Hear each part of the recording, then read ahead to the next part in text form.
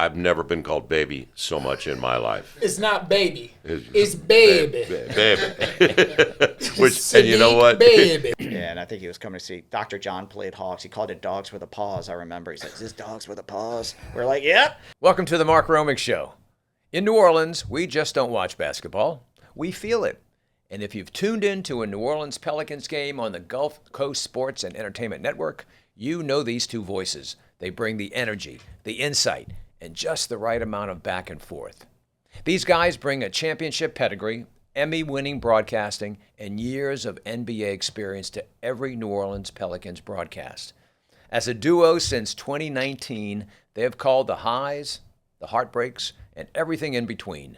And somewhere along the way, they have become part of how this city experiences the game. Joining us now, multiple Emmy Awards, sitting right here, Joel Meyers and Antonio Daniels. Man, y'all been making it big time this year, traveling and at the Smoothie King Center, but you're finding your home here at the studio, so thank you.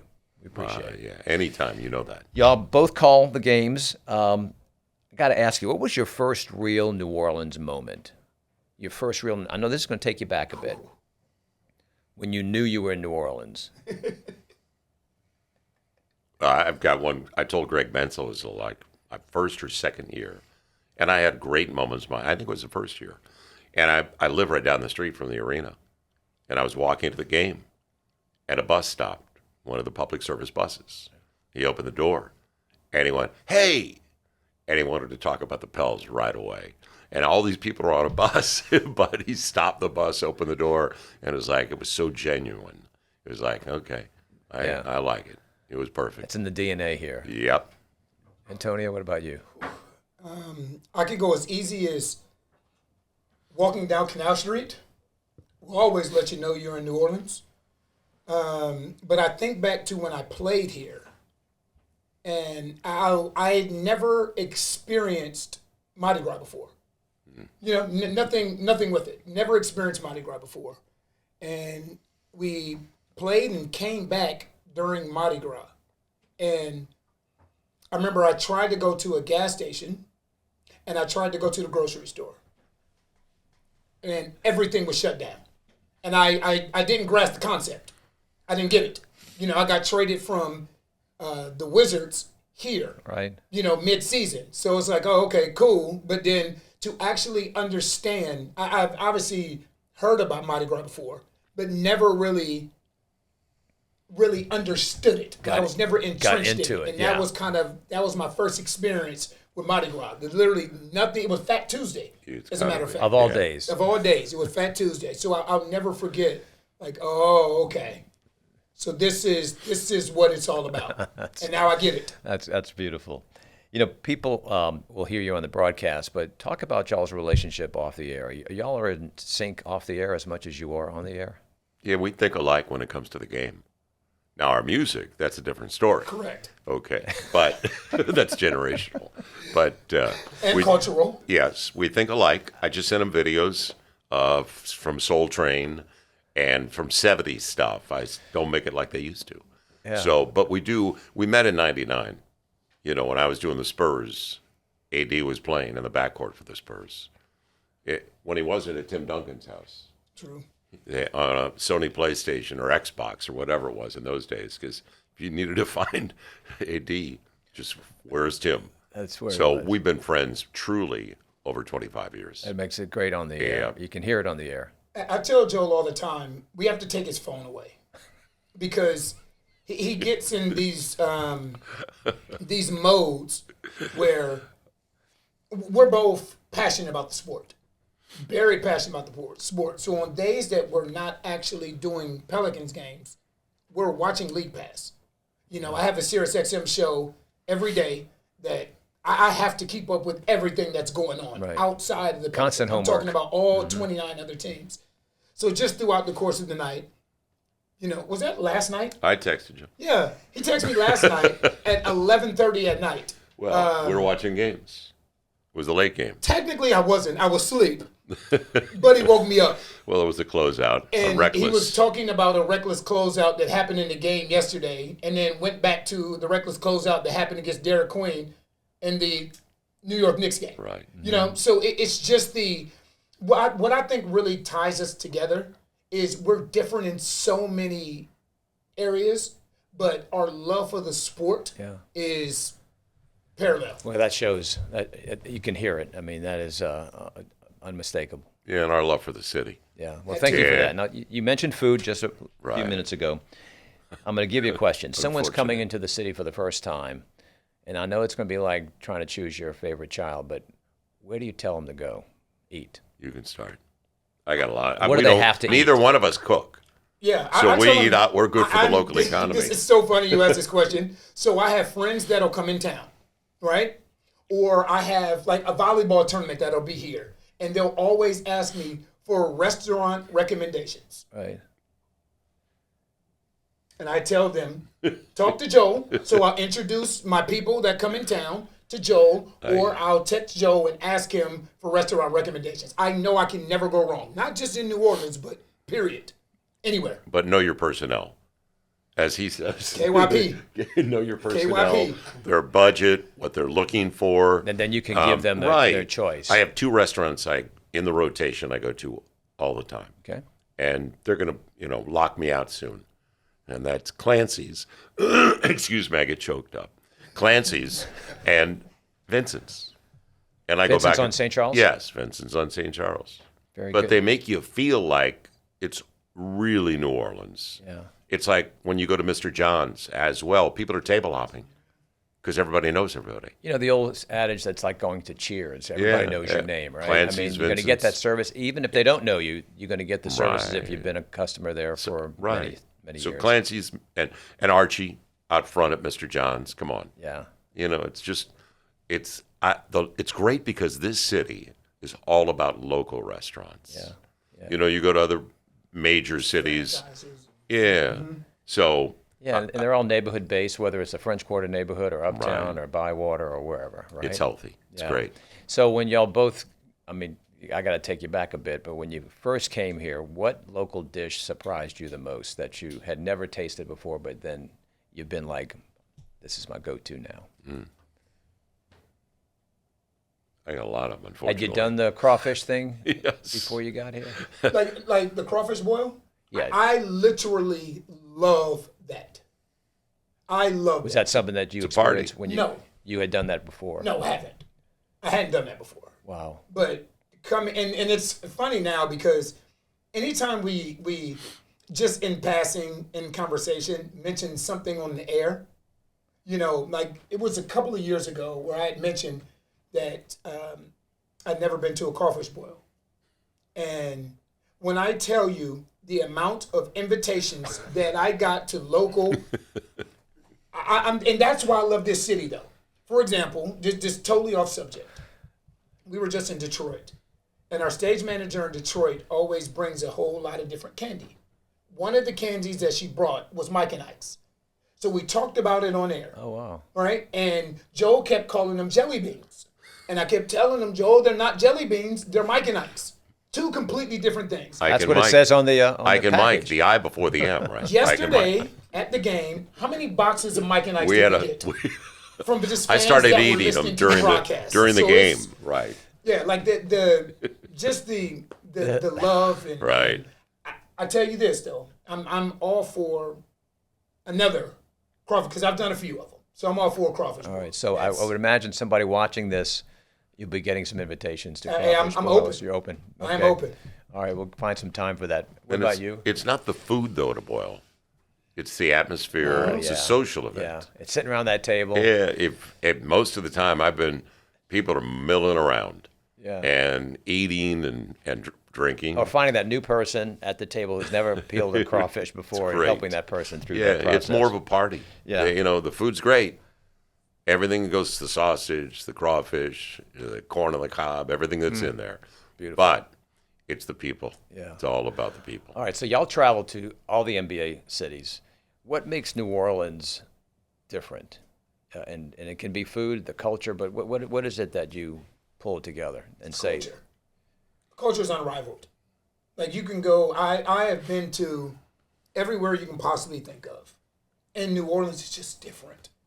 It's just different. It's just a different feeling. Like when you leave here and then you come back here, it's because I live in San Antonio in the off season. So I go home to San Antonio, and the moment that the season starts back up in the beginning of October, I'm back, and it's just the people, the love, the passion, the culture. Like, it's unrivaled. It's different. Yeah, it's different. Anywhere, and you always hear, like, people don't know what they don't know. There are so many perceptions out there about New Orleans and the people and so on and so forth. But until you get here and you're entrenched in it and you feel the love, it's very difficult to explain. Yeah. It's a host city. So everybody here gets it.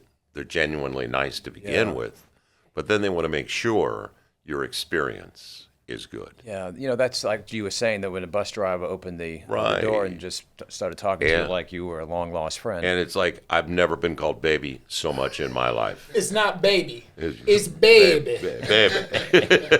Which, and you know what? Baby. It's the warmth that goes along with and it's it. authentic. You got it. That's the thing. It's not fabricated. You can go certain places that feel fabricated. It just doesn't feel real. But when you're here, and it's little things. It's when you go to the games and the ushers are giving you brownies and cards and saying happy. Like, it's just Right. the love that you feel here is just, it's a different kind of love. That's tough to explain. We're going to give San Francisco some props here for a moment. You had said that outside of New Orleans, San Francisco is the best food city. Well, it's unique, like New Orleans. It's different. As much as I love the food here, we don't have Asian food like that. Yeah. And that's amazing. It's like L.A., Chinatown in L.A., but San Francisco is a classic place. Yeah, Antonio, would you agree? That's fair. Yeah. That's definitely Great fair. place. I mean, it's different places. You go to San Antonio, you're going to get authentic Mexican food. Right. So I think it obviously depends on where you go. You go to New York, the pizza that's on the corners, and so it just depends on what you like. Pick your spots. Makes this country so great. Yeah. Y'all built some of the best chemistry on the air throughout the NBA. What's the secret behind that? We don't try. It's natural. We have a lot of guys that scream in the league, but we love the game. So if there's something that warrants, it's natural enthusiasm. So I grew up with the game. Bob Pettit, I was just with Bob and Alman. We went out to dinner for his 93rd birthday. What a great guy. What a couple. What a great family. I mean, I've been at their gatherings for whether it's Christmas or Thanksgiving, and it's like, wow, 50 people that actually love and get along. Yeah. It's amazing. So, no, it's a lot of things to us come naturally. And I think that's the reason people pick up on it. And Mike and Ike. I think it's everything that's wrong with our country now, I think Joel and I embrace. Yeah. And what I mean by that is we live in a culture where we don't celebrate differences. It's almost like, well, if you don't think the way I do, or if you don't look the way I do, or if you don't act the way I do, then I'm going to stay away from you. And what we've learned to do is embrace each other's differences. Right. And it's again, it's authentic. And it's respectful. Yeah, it's not like his music, his style of music, his genre of music is different than mine. His genre of food may be different than mine. But the thing is, I'm willing to listen to it. I'm willing to learn. Okay, so he'll send me something from Soul Train in the 60s or the early 70s. Right. I wasn't even alive, but I'll listen to it. So it's not like, well, you know what, Joel, I'm not really into that. You restaurant recommendations. He may know what I like and what I don't like, but he'll still give me those recommendations knowing that I don't like it and, let me try it. So I think what makes our chemistry what it is the fact that we are so different and we're willing to celebrate that in each other. Yeah, and we appreciate diversity. We embrace it like this city does. Yeah. All walks of life. We're all different, but we all are the same. Right. Let's talk about the fans, passionate fans at Smoothie King Center. What's the relationship like with y'all on that? Loyalty, incredible loyalty. It's hard to believe. And now we've gotten to know so many people. It's like a reunion, right? I mean, you've got Everybody loyal cares. season ticket holders. You've got kids who are there day in and day out. I mean, it's got to be an energizing thing for you. Oh, They holler at us, and we appreciate it. And he takes a lot of selfies with people, which is really sweet. They want to be in a picture with him, and it's great. So we're spoiled because the loyalty, there's been sweat equity with the Saints. That's 50 years plus. So, we're building little by little, but I think they understand how much we care. Right. So, and that loyalty comes across from them at the same time. I love this fan base. Yeah. I really do. A fan base that is invested, passionate, and loyal. And again, but that's a reflection of the city. Right. It's a reflection of the city, and you're going to get the highest of highs, and you're going to get the lowest of lows. Yeah. But again, it's all authentic. Yeah. So just the interactions, and for me, it's not just fans that are here in New Orleans. When we go to, how many lottery tickets have we gotten from fans in other arenas? Right. Or a lot of times, what we'll do is before the game, we'll walk around on the opposing mezzanine. Just kind of walk, and we'll find chicken tenders and sit and talk or whatever it may be. And the amount of lottery tickets and, just different things that of New Orleans Pelicans fans in other places, it's awesome. That's just received a letter that Matt's office turned over to me, and it was a losing lottery ticket. Will you guys sign it and send it back? And they enclosed a stamped envelope, and I just got that. Got to bring it. So, oh, my God. And we will send it back with the Go Pels. That's wonderful. Yeah. Antonio, I've got to ask you this because Pelican fans know exactly what I'm talking about. Your relationship with Retro Pels. Mm-hmm. Tell us about that. Well, it started a couple of years ago, just out of nowhere. And I love his anthems that he does. So like we have with many fans in this community, we started talking via social media and telling him, I really like what you do. And then he started DMing me different things. But we didn't know he was a he. Right. We had no idea. Because we didn't know who it was. It's crazy. Whatever you call it on the social media, it's like a baby with a hat on.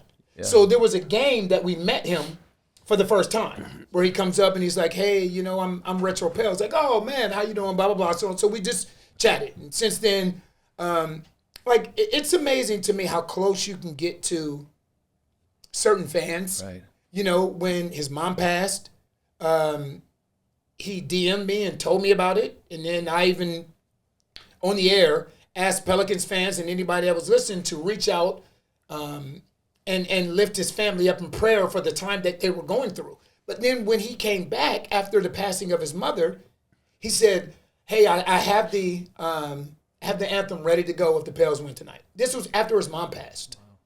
Wow. So just the relationship that you have an opportunity to develop with some of these fans, and it's awesome. Yeah. It's awesome. That's beautiful. Yeah. They care deeply. Yeah. As do we. And right. It matches. Yeah, I can sense that passion. Right. And look, the Pelicans have had good seasons, and they've had some challenging times. Y'all have just signed a commitment, an extension. Right. What keeps y'all so close and excited about the Pelicans? There's a few things, but the top of the list, we want this. The ultimate for us would be a parade. Okay, after maybe the 7th or 10th of June, that would be the ultimate. Yeah. There is nothing like it. He's won a ring, so he can tell you firsthand as a player at an elite level what it's like to play past Memorial Day. So that's what we want more than anything else. That's the North I'd be Star. A happy camper for the rest of my life. Yeah, he knows. For me, I have grown to understand that this job is the ultimate blessing. Honestly, there are only 30 of them in the league. There are 30 of them. You know what I get paid to do? I get paid to talk about basketball. We're fortunate. Yeah, we fly with the team. Great group of guys. We eat with the team. We travel with the team. And it's not commercial. To understand the blessings that come along with what we do. Yeah. It's very few people in this world that wake up every morning and think to themselves, I love what I do and I get paid to do it. There are a lot of people that wake up and say, you know what, man, I got to go to work again. I never feel like walking into an arena is a burden. Yeah. You know, getting on a plane and flying across country to cover a game that I'm passionate about is a burden. Like, this is the ultimate blessing for me. Yeah, we're fortunate. We're really, really. If you love the game, and we both do, you walk in and it's just, first of all, we want the kids in our locker room, and I call them kids because they're so much younger. Mm-hmm. And we have a really good core, good group of young men, and we want them to succeed. So you kind of feel it. You're intertwined. Yeah. And as AD mentioned, we have a brunch or a breakfast together, and the players are there. They know how much we care because we know how much time they're putting in. See, those guys live together. He can tell you for 8-9 months of the year, they don't see their families as much as their teammates. So we want to see them succeed. Yeah. And that would carry over to a parade. Whether it's Canal Poitras, you make the St. Charles would be great. I mean, go straight down. As you can tell, you've thought about this. You have put some got the thought route into down. this. Well, The no, route is I down. mean, I've seen it firsthand. Yeah. He's seen it. Was it a river on the river? Yep. Yeah. Yep. So in San Antonio. To the Pelicans, what keeps you excited? What do you see? What do you see coming together? Well, the energy and the enthusiasm of some of the young guys. And then you have older guys like DeAndre Jordan who comes in and mentoring as well. So he knows how I feel. We have enough talent now. There's only a couple of things missing. So it's really close. We've been there before, and unfortunately we've suffered injuries. But you know how close we are. Yeah, the part that sucks about the NBA is there are steps you have to take throughout the process. Yeah. And, you know, you guys can attest to this with the Saints. You don't just go from being a certain point to winning a championship. There are steps that have to take place. Doesn't mean all the steps are easy. It doesn't mean all the steps are seamless. Mm-hmm. And you start to see the future. Like when I look at Jeremiah being 19 years old, when I look at Derek Queen being 21 years old, and the skill set that those young players have, and you look at just what the future has the potential to look like. And again, you can't skip steps in this league. Yeah. I know everybody would love to go from, you know, being a team that's in the lottery to a team that wins it all. But, you know, there's a process that has to take place. And in a microwave culture, it's tough to ask fans to have a crock pot mentality. Mm-hmm. You know, because what everybody wants to do, they want to go from 1 to 10. Right. And it's hard to do. It takes time. We were reminded of Detroit a couple of years ago, lost 28 straight. Last year they went to the playoffs. And this year they got the best record in the Eastern Conference. So it takes time. There's pieces already on this roster that fit really well. They're not far away. Good. That's what it boils down to. That's good to hear. Some of our favorite calls of yours, Antonio, clickety-clack, clickety-clack. Wait, say it again. Say it again. Clickety-clack. Wait, hold on. We got to get this right. So, okay, let's say it again. This is hilarious. Say clickety-clack, hot hand in the dice game. Clickety-clack. I like the way you say it better than me. Yeah. I like ditto. Right. How did that come about? Well, it's from the Chappelle Show, right? So it's a spinoff of the Chappelle Show. It's a guy's name is Ashy Larry on the Chappelle Show. What he used to do, they used to play dice. So he used to throw his dice when he got really hot, like 7-11, 7-11. He used to throw his dice and say, clickety-clack, hot hand in the dice game. So when we have a guy that gets going, and, you know, I've done it with CJ and I've done it with Trey Murphy numerous times. It's a playoff of the Chappelle Show, but it just kind of fit. Shoot that thing, trigger, Trey Murphy. Yes, I love the way you say these. I love the way you say these because they are about as grammatically proper as you can possibly say them. Yes. Well, I'm just trying. That's all. I'm learning from two greats here. Joel, you followed the legendary Chick Hearn for the Lakers. You've called multiple Olympics, Major League Baseball, NFL, golf. What's the best game or career highlight for you? Well, 8 years with Kobe Bryant. So It's not a game, as he knows, when you're around greatness. It's your experience and what you take away from that. And also, it wasn't something, sometimes it's not even in the game. It's like, whether it's practice or 90 minutes to 2 hours before anybody enters the building, because Kobe would show up and he'd get everything done before even the first bus got to the building, 2 hours before. So 8 years with him was an experience. And then winning rings, to watch him do it, because they were gifted Pau Gasol, and that was the Kwame Brown deal, the expiring contract. And that changed everything for that franchise, because they were kind of floundering, knocked out back-to-back years by the Phoenix Suns. Pau Gasol comes over, and I was happy for Kobe. So it not as much a game as an experience. I sat in the back of the plane like I do. We'd sit in the last row, and he would tap me in the middle of the, we're in dark planes, and it was dark. We had a couch in the back, the old Champion Air, and he tapped me because he was a B&M, a bitch and moan session. And he tapped me because I'd walk in the back and sit down on the couch with him. So it was just watching somebody we watched Kevin Durant last night. It never gets old. Yeah. When you watch greatness, that's a treat. And you're feeding off of that. Well, and we had Branford Marsalis sitting with us last night.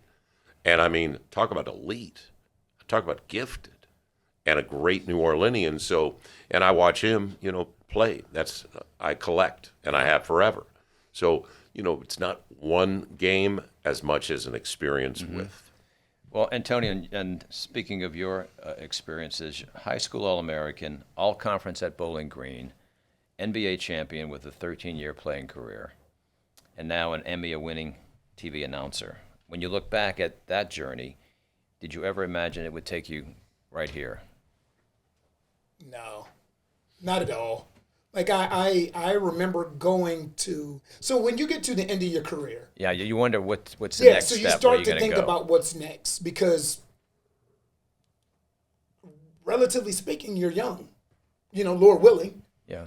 35, 36 years old. So I remember going to Sportscaster University while I was still playing. And Sportscaster University is at Syracuse. I did it through the Players Association. They take you through so many different things: radio, TV, anchor work. And what I've learned there is you never really realize how difficult somebody else's job is until you do it. So we live in a culture, again, where people sit on the outside and judge what somebody else does, thinking, oh, I can do that, until you actually have to do it. So I remember going to Sportscaster University and thinking to myself, like, gosh, this is a lot tougher than I thought. So you're sitting there and you have 90 seconds to talk about fill in the blank, while you have a producer talking in your ear while you're trying to make a point on why you think the Boston Celtics will win a championship again. Like this. And I remember walking away from there and thinking to myself, I'm not doing this. There's no way I'm doing this. God had other plans. One thing led to another. I have a basketball camp. I went on the radio talking about my basketball camp. And then they called me in San Antonio and asked me if I would do a radio show. And I was like, well, okay. I did it. That led to something else. That led to something else. And now, like Joel said about Kobe Bryant, now I'm blessed on a night-to-night basis to be sitting and doing a job next to greatness. Well, and he loves what he does, and it comes across. That shows that you hear that. Bottom line. Very much. And by the way, we've only been together 7 years, but the appreciation, he just celebrated a birthday, We partied forever that night. But I let him know, we sit next to each other. It doesn't always happen. Yeah. We're fortunate. Y'all have done some exciting things together. We can talk about the baby crawl race if you like. Oh, I don't want to go there. He don't want to do You don't want to do the baby crawl race? He won't do that. This is the one I picked, Hey, Joe. hold on. It's Look not at over me. yet. Look at me. Laps the field. That's the one I Man. picked off the jump. Yes, sir. Yes, sir. From now on, you're buying the lottery That's the tickets. one I picked. From now on, you're buying lottery What tickets. did I tell you, Joe? Well, Because he I found out after the fact, performance-enhancing drugs, or formula. Should I say performance-enhancing? Performing. PEF. He got one. He got one 2 years ago that was shot out of a cannon. I mean, We have seen a million Wait babies. a I have minute. never in my life seen a baby crawl that fast. That baby might as well got up and just took off running. Right. Put the baby in the draft. Yeah, might as well. Let me ask the crew. Crew, y'all have any questions you have? Thanks, Mark. So, Antonio, turtleneck. Talk to us about it. What's that all about? When did that start? 3 years ago? When I told you should wear a dickie. That is very true. That is very true. But again, we are complete opposites because I have no idea what a dickie is. I do now. But it started a couple of years ago, maybe 3 years ago, where I've done it before. And I actually have a picture when I was a child of, in like the 4th grade, I'm wearing a suit with a turtleneck. But I actually did it for 4 or 5 games, and the Pelicans won all 5 games. So it's like, oh, okay. Well, the fans started to talk about it via social media. Like, hey, ever since you started wearing a turtleneck, it was the year that they went to the playoffs. The first year they went to the playoffs. And he was in a hot turtleneck. Yeah, it was warm. It was warm. It was fun. It was was warm because that was great. against Phoenix. Yep. It was against Phoenix. Phoenix in April, It can be pretty hot. it was pretty hot. Toasty. But that's kind of where it all started. So I started wearing a turtleneck then, and fans started commenting on the parallel between. Obviously, it has nothing to do with them winning and losing games, but it was just a fun play on how the Pelicans were playing at that particular time. That's a great story. What else you got? Second question. As a production crew, we absolutely love the animated work that you guys do. Okay, fine. Which one's your pick? AD, you don't just pick. You analyze. You study the pace, the race. Okay. Well, in that case, Trigger Trot. That's a great choice. And they're off. Trigger Trot surges. Go! Eat that track, Trigger Trot. That's what I'm talking about, Joe. Clickety clack. High hand in the dice game. I told you, brother. I told you. You're a natural. Yes, sir. It's Trigger. Who's the brainchild with this? And we were talking earlier about the logo, the Mark Romig logo. How do we get Mark into this animated series? That's great. Well, first of all, it's a young lady who put it all together with Doug Tatum. Yes, yeah. And Yeah, Doug Tatum. Right. Doug, who's Great Pelicans.com. digital expert, yeah. He is exceptional. He is that is one of the great hires by the Yes. Saints and Pels about 13, 14 years ago. Former sports editor at Right. the Times-Picayune. So Doug Tatum, this young lady, put together the idea, and she's right behind it, and she does a great job. And then we go into a studio. We don't really see some of it. We see, but No, we didn't see any of them when we were doing the voiceovers. the first time we didn't. But then they had remember we got to see on a laptop some ideas. Oh, what it would look Right, like, What yeah. it would look like. Yeah. And it was like, this is a good idea, but He'd done this before, though. Yeah. He'd done voiceover. I have never in my Right. life done a voiceover. but not like this. Yeah, but he had done, like, we'll be somewhere, be like, hey, you know what, I can't make it today because I got to do some voiceover work, for Yeah. whatever. So I have never in my life done voiceover work before. So this was a completely new avenue for me to travel down. But it Yeah. was actually really cool. Yeah. And We I had love the fun. way it turned out. Yeah, fun with it. That's great. Really a great idea by Doug and Mm-hmm. this young lady. Cal, what you got? My question is specifically for Joel. Uh-oh. I remember this must have been like, I don't know, maybe like 8 years ago. I was watching the Pelicans game, and I saw him behind the announcer's table, and I heard his voice, and I was like, where have I I've seen him before somewhere, and then it clicked. Key and Peele's East-West Bowl. Yep. Hi, everybody. I'm Dave Stasson, alongside Jeff Worthing, and welcome to the annual East-West Bowl, as we get ready to watch some of the best college players in the nation showcase their skills in a classic showdown between East and West. Yep. I watched that Voiceover in high work, school, see? yes. And I'm just right. wondering, does that skit stand out to you at all? And did you know Well- what they were up to? We didn't have a real. First of all, we did the first one in a 7-on-7 tournament they had in a really hot stadium way out in the San Fernando Valley in L.A. And it was warm, and they had trailers with air conditioners and everything and we'd get up there and knock it out. And it was so successful. The second one we did was on a Hollywood soundstage with a green screen, and it was a celebration. It was a party for the executive producers and their friends. So, but people come up to me and they'll go, "Man, I love your work," and I said, "Oh, you're a Pels fan?" No, Key and Peele, and I go, "I could talk about fudge all day." Fudge. And remember, you can't talk about 2013 without bringing up fudge. Everybody's talking about fudge. At 350 pounds, this running back is almost unstoppable the whole year. You're right. I could talk about fudge all day. They would want a picture. You're in an airport because of Key and Peele. Those guys, it continues for them. Hilarious. They're super creative. Hilarious. Right. Very much so. That's awesome. One more question from our crew. So, guys, last time, I tell you what, I'm so entertained every time I go to a Pelicans game, especially listening to you guys, but at the same time, just the halftime entertainment is just so enjoyable. My kids love it, all of the above. What is you guys' favorite halftime show or entertainment? I know for me, it's because she's been around so long. Right. Red Panda has been around, but my kids, they love, I just know the dog's name. Any of His them. name is Scooby. Yep. That's the dog's name. The little Chihuahua.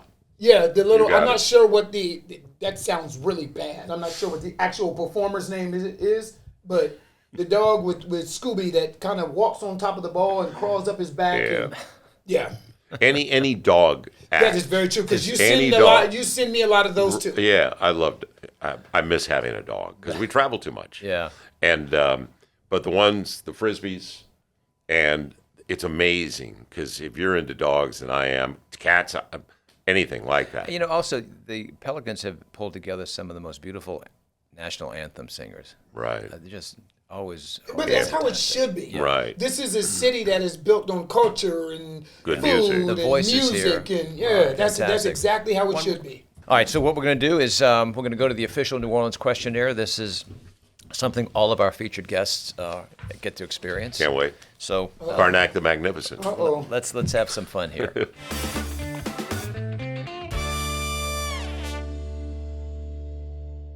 Let's go with the first question being the best pool boy.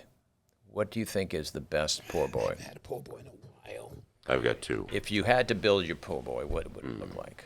Oh, what would it look like? I am so basic. I am so basic. Mine would be simple. Okay. Mine would be shrimp, mayonnaise, lettuce. Very good. Fried shrimp, mayonnaise, lettuce. Beautiful. Yeah. Joel? I go to two places all the time. Parkway, Krabby Jacks. I'm not capable, and I'm good for the local economy. So, and I get two usually, take them home and devour them. So, very but good. And what do large you- shrimp dressed, large roast beef dressed, and both places are great. They are. Really good. Fantastic. All right. You've had an opportunity to see one musical artist, dead or alive. It'll be in a concert. Where would that be, and who would the artist be? Tough question, by the way. One musical artist, dead or alive. A New Orleans musical artist. Oh, New Orleans musical artist. Yeah. Since I've never seen him live, and we had him on last night, mine would be Branford Marsalis. Okay. Because my mom would not stop texting me last night about Branford. Like, oh my gosh, I can't believe he's sitting next to you. Oh my baby, he is incredible. He is incredible. Yeah. So mine would be Branford. Very good. And probably at Smoothie King Center. Yeah, that would be lovely. Playing right next to Yep. you. Joel? Yeah, Louis Armstrong. Okay. Absolutely. I've got box sets from the Hot Five, his earliest days. Yeah. And then he changed America. He changed our culture. Yeah. I mean, we can look at Duke Ellington, Count Basie, and those bands, but it's a New Orleanian. So without a doubt, he changed the world for all of us. Yeah. And see him anywhere. Oh, yeah. Yeah. All right. Anytime. Your favorite New Orleans smell? Fried. everything fried. It's like it emanates and it just goes through. I'm weird. I'm weird. Like for me, there's a smell that you smell. Like if you just blindfolded me and I walked in, when you walk into the Smoothie King Center, like when I'm walking in to call a game, like there's a distinct smell when you are walking into the arena. Yeah.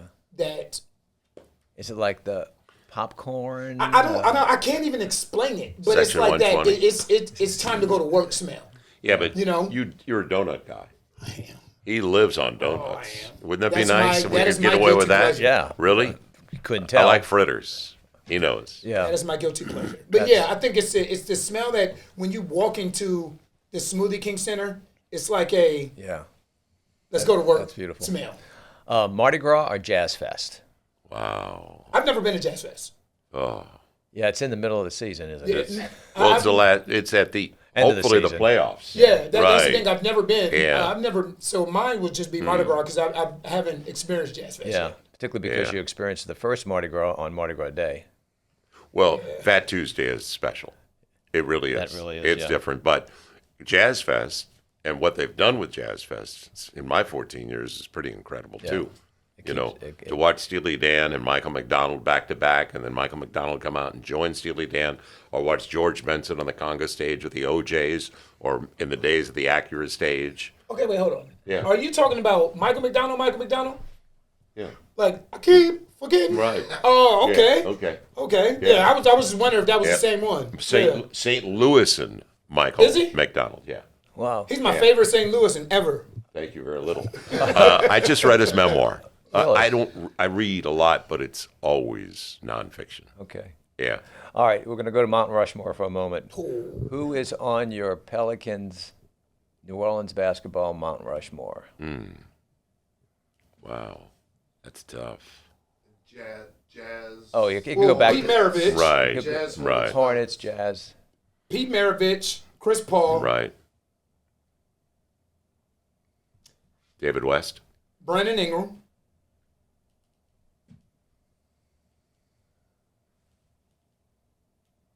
Good days with David West, Tyson Chandler. Yeah. Patience 'Cause I played with those Stojakovic. guys. Yeah. Really good days. And Anthony Davis, for his 7+ years, was exceptional. There's no question. Yeah. Gifted guy. Yeah. But right at the top of the list is Chris Paul, along with Pete. Pete Maravich. Yeah.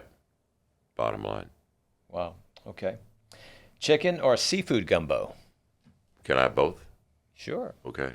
Seafood. Seafood. If I had to eat one, one group of food, like for the rest of my life, it would be seafood. All right. I don't discriminate.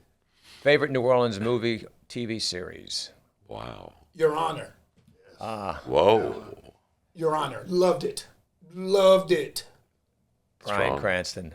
Fantastic. He Stumbled is upon a- it by accident. Yeah, great story. And really the scenes around New Orleans. Yeah, that's what I like about They're it, genuine too. too. They're not like crossing the Mississippi River Bridge and going to the East Bank when they're really driving to the West Bank. They really got it right. I can give you another one. Have you guys seen The Crossover? No. Okay, No. so my son is 7. It's a show on Disney. It's called The Crossover, and it's a basketball series. You know what I'm talking about? It's a basketball series, and it's based out of New Orleans. All right. It's based out of New Orleans. So one of the guys, it's 2 brothers, and one of the guys actually gets drafted by the Pelicans. Oh, wow. So it's on Disney. It's called The Crossover. All right. It's a pretty. Me and my son have watched it numerous times, so it's a pretty cool series. Great. Treme. Treme. Yeah. Stood out. Yeah. Definitely. Neutral ground or sidewalk side? Back to Mardi Gras. Right. It'd have to be for me because you can move around. I don't want to be trapped in the neither. neutral ground. Me neither. So if I'm on the sidewalk, I can, because I walk out of the warehouse district on Fat Tuesdays straight into the French Quarter. I wish someday in my life I could be that uninhibited as everybody I see on Fat Tuesday. It is so great. I love it. I walk all over the French Quarter on Fat Tuesday, if we're lucky enough to be here on Fat Tuesday. Okay. Well, speaking of the French Quarter, what's your earliest memory of visiting the French Quarter? I did golf here in the old days at English Turn PGA Tour. Yeah. And it was a big deal for us to That go was to the USF&G Classic. big deal for us to go to Cape Halls in the old days. Okay. But I had a lot of Saints games as well, because my first year in the NFL, I was 85. But always loved it. Yeah. Yeah. Mine is just walking it. Like, I remember even because my first couple of years here, I stayed downtown in the warehouse district. We actually stayed in the same building. And we weren't apart all that often. So I just remember just like my first experience was just the experience of simply walking it, because I didn't really understood how it worked. You know what I mean? Where you get the French Quarter, and then you get the warehouse district, and you get so many different places, almost like different parts of the country that you go to that are separated by a street or two. How you're somewhere, then you cross over, then you're somewhere else. So my first experience is simply just walking the French Quarter. Yeah, that's beautiful. Here's one. Dead or alive, who's the one person you'd like to take to lunch, and where would you take them? I got two of them. You go first then. I got two of them. First would be Jesus Christ. That would be first. Like, I would love to sit and talk, chat, vent. And second would be my brother. Nice. My brother who passed away in 1996. And where would you take these two? Wonderful. Wherever would give me the most time. Like the food and the ambiance wouldn't matter. Very nice. It really wouldn't matter. As long as I'm with them, I'm good. Beautiful. Joel? Well, that's a tough question, by the way. That may be the most difficult question, because you always want people that have changed the world to give you their perspective, like a Louis Armstrong or a John Kennedy, somebody like that influenced us for decades, for generations to come. Somebody like that. Yeah, and I would imagine you would take them to Clancy's or to Vincent's. Automatic. And it'd probably be both on this day-night doubleheader. All right, favorite New Orleans song? Oh, that's easy. You don't know what it means to miss New Orleans. See, again, this is a generational difference, because mine would be anything that's like there's a New Orleans bounce music, right? Anita Baker, she has a song, it's called No One in This World. Yes. And when you put that to the New Orleans bounce, it's different. But it's like, if we talk about New Orleans artists, it's going to be different, because when I think of New Orleans artists, who do you think of? Well, obviously Louis Armstrong, and then, but I mean, Billie Holiday. Okay. Her version of "You Don't Know What It Means to Miss New Orleans." It's amazing. It's beautiful. This is why we have the chemistry we have, because he can think of Louis Armstrong and Billie Holiday, and I think of Master P, Juvenile, Lil Wayne, No Limit, the 504 Boys. Yeah. You know what I mean? So just the generational and cultural differences in certain areas is why. But what's so beautiful is that no other city has put together and put out so many different genres of music. And That's fair. Genres, That's fair. Cross-generational. I've been to places Zydeco. Oh. I mean, what about, what is it, the Rock and Bowl? Yeah. And the stage they have there and some of the bands? Yeah. It's great. Yeah. It's really good. John Blanchett pulls them in there all the time. All right, here's one. You've been on a long road trip, 4 or 5 games back to back. You're flying back into MSY. You need a drink. He doesn't drink. You need to have a mocktail. Okay. Where are you going to go, and what are you going to have? What about you? I've never drank in my life. So a mocktail, like a cranberry and soda, where are you going to do that? At home. At home. You're going right home. Yes, I'm going We'll go with straight that. home. All right. Joel? Well, I actually collect wine. He knows. So I'd have a bottle with me. I like when people start You don't need to go anywhere. You got it. But, the corkage fee, no big deal. But it's kind of funny because we're here and it's a cocktail city more than a wine city. Although some restaurants have amazing wine lists. Yeah. God, that's another tough question because there's a lot of places. I don't want to offend anybody. I know. It's like talk about your favorite child. Right. And we have, how lucky are we? And I haven't even brought up La Boulangerie on Magazine Street in the mornings, meeting people for coffee. Yeah. And How great And is delicious that atmosphere, pastries. the chemistry? Yeah, but it's kind of a gathering place for locals. It's packed every morning, all the way through lunch, and it sells out if you don't get there early. So, and the people we have, like Donald Link and all these great chefs that have made it easy to live here and not cook. Gotta put that in there. All right, so to that end, what's the one food item here that you cannot live without? Shrimp, period. They make a shrimp dish for me. Yeah, You go with that. shrimp. That's fair. Yeah. Because I love sushi. Yeah. I love sushi as well. But I'm thinking about your po' boy answer. Yeah. too, So when know. when you start to add different ways to eat shrimp, different ways to prepare shrimp, that will probably be mine as well. Yeah, and Let's you talk know, about Bubba Gump for a moment. it's better here. You can go all the way down to the tip of Florida, and we get better shrimp, Gulf shrimp here than they do. Yeah. I know that from experience. beauties. We are so spoiled. Well, speaking of that, I'd like y'all to each answer this question in 5 words or less. Why do you love New Orleans? The people. That's what The people. Right. passion, love, culture. Very good. Yeah, the people, though, make the city. People that started out. Yep. That's great. Well, look, this has been fantastic. Thank you for giving us your time. I know y'all been running and going all the time, and to spend this few minutes with y'all is really, really special. Thank you. An annual event. Let's do it. Listen, You got it. Let's have, and Tony, I'd love to have you back after the playoffs are completed to get your kind of assessment of how Good For call. sure. of the teams that you've seen. Can I ask a favor? Yes, sir. Just can you say clickety clack, hot hand in a dice game just one time? All right. Just, He's just done. one time. He's done. Just once. All right, hold on a Clickety-clack, second. clickety-clack, Hold on a second. hot I'm hand in gonna the dice game. read it. All right. Okay. Clickety clack, hot hand in a dice game. Shoot that thing. Trigger Trey Murphy. There you go. Yeah. There you go. That was good. Now, I on have a that, we're feeling out. Yeah, he that didn't put an will R never on be there. heard that way ever again. That's all I needed to do was hear it once. And that has been a lesson today. Anyway, look, we'll have to have you back on the table segment by Blue Runner Foods, talking about your favorite restaurants Right. and your dining experiences here. You know, Doug Tatum has had us do. I've been with Nina and Larry, Nina Compton and Larry Miller. Yeah, I did I that a mean, little how while great are they? What a couple, and what great chefs. That's great. Yeah, Well, let's we'll do it that. again. Let's do it. I like the annual thought here. Good. Yeah, we'll do it. Thank y'all, gentlemen. Sure, Thank you. Great Thanks. listening to y'all. Best wishes going forward. Thanks. All right, gang, that was fun. Up next, in 5 minutes, we sit down with James Trawick of Hondo Fest.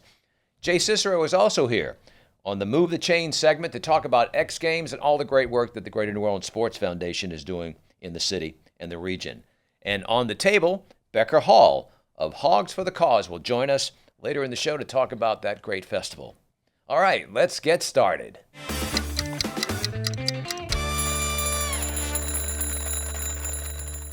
We are excited today to have with us the co-founder and CEO of the Hondo, which is coming to the Caesars Superdome April 10 through 12. Ladies and gentlemen, this is the first time this has happened here. It is going to be exciting, and I'm going to let James give us more background on what people can expect. But it is just so exciting to have you in the studio. Yeah, Welcome, Mark, James. Thank you so much for having me. Tell Appreciate us about Hondo and what people will see. Well, the Hondo is it's a 3-day fest of country music and the best that rodeo has to offer. We put up $1 million purse, and we invite out 76 of the world's best rodeo contestants to compete head to head. And that's team roping, tie down, steer wrestling, saddle bronc, bull riding. A lot of people think just bull riding, but this is all disciplines from the sport of rodeo. And then after the rodeo each night, we've got 6 bands across all 3 days. First night's Jason Aldean and Leonard Skinnard. Wow. Second night is Cody Johnson and Old Dominion. And then Sunday is Creed and Bailey Zimmerman. Fantastic. So not only you're coming to see elite rodeo performances, Right. but there's the music festival that's part of it, and all in Caesars Superdome. What is that going to be like? That's wild. So this is a fun point to touch on, because there's some athletes that grew up in Lafayette and Sulphur in a I'm gonna say Acadiana, but that area. Yeah, all throughout South Louisiana. And so I was talking to some of them when we were in Phoenix. So 2025, we're preparing for coming to New Orleans. Right.